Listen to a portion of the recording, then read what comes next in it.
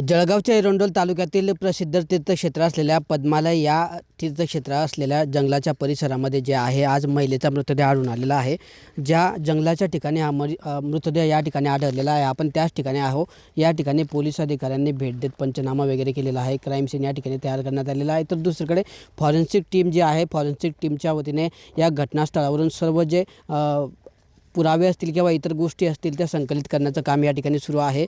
प्राथमिक माहितीनुसार जो मृतदेह आहे या ठिकाणी याच आपण ज्या ठिकाणी आता दृश्यांमध्ये बघतो आहे याच ठिकाणी हा मृतदेह मिळालेला आहे आणि मृतदेह जो आहे तो महिलेचा अर्धवट जळालेल्या अवस्थेत असल्याची माहिती देखील समोर आलेली आहे आणि त्या आधारावर आता पोलिसांनी पंचनामा वगैरे करून तो मृतदेह आता रुग्णालयात देखील हलवलेला आहे। नेमका पोलिसांचा घटना काय आहे आणि त्या दृष्टीने तपास काय आहे यावर बोलण्यासाठी आपल्यासोबत पोलीस अधीक्षक विनायक कोते सर आहेत। सर, काय सांगणार, काय नेमकी घटना आहे?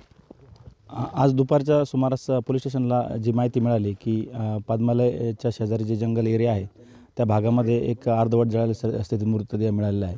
तर पोलीस स्टेशनच्या स्टाफसह आम्ही स्वतः माननीय SP सर ॲडिशनल मॅडम यांनी भेट दिली आहे आणि त्या अनुषंगाने घटनेची पाहणी केली असता अर्धवट शरीर जळाल्याचं दिसत आहे। सर, प्राथमिक काही माहिती नेमकी समोर आली आहे का? घटनास्थळावर काही पुरावे मिळालेले की जसे काही बिअरची बॉटल देखील काढून आलेली आहे?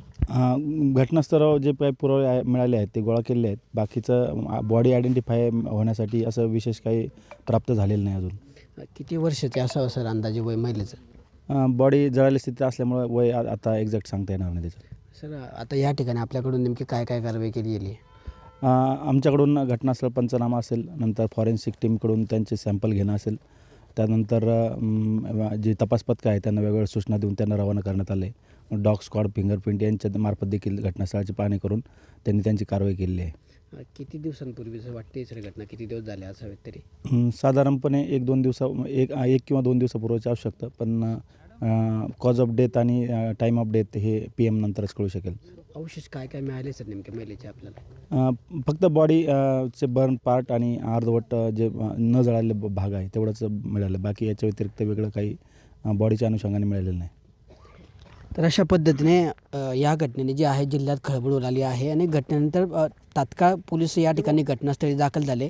हा जो परिसर आहे हा पद्मालय तीर्थक्षेत्र असलेला जंगल परिसर आहे। या ठिकाणी नेहमी पर्यटक भेट देत असतात। या गावातले तरुण या जंगलामध्ये फिरत असताना त्यांना ही घटना लक्षात आल्यानंतर त्यांनी घटनेची माहिती पोलिसांना दिली। पोलीस घटनास्थळी दाखल झाले। अर्धवट जळालेल्या अवस्थेमध्ये महिलेचा मृतदेह आढळलेला आहे। घटनास्थळावर एक बिअरची बॉटल देखील आढळून आलेली आहे। तसेच इतर परिस्थितीजन्य जे पुरावे आहेत ते पोलिसांनी संकलित केलेले आहे। महिलेची ओळख पटवण्याचं काम या ठिकाणी सुरू आहे। इतर पोलीस ठाण्यांमध्ये काही मिसिंग दाखल आहेत का त्या दृष्टीने देखील पोलीस तपास करत आहे आणि घटनेच्या अनुषंगाने जे आहे पोलिसांची वेगवेगळी पथकं जी आहेत या ठिकाणून रवाना करण्यात आलेले आहे। दरम्यान आता नेमकी घटना काय, महिला कोण होती, महिलेचा मृत्यू नेमका कोणत्या कारणाने झाला, कसा झाला, याबाबत जळगाव जिल्ह्यात खळबळ आली असून पोलिसांच्या तपासानंतर हे सर्व प्रश्नांची उत्तरं समोर येणार आहे। मात्र सध्या तरी या गंभीर घटनेने जळगाव जिल्हा हादरला असून पोलिसांचा त्या दृष्टीने तपास सुरू असल्याचं आपल्याला पाहायला मिळतं आहे। किशोर पाटील, TV9 मराठी, जळगाव।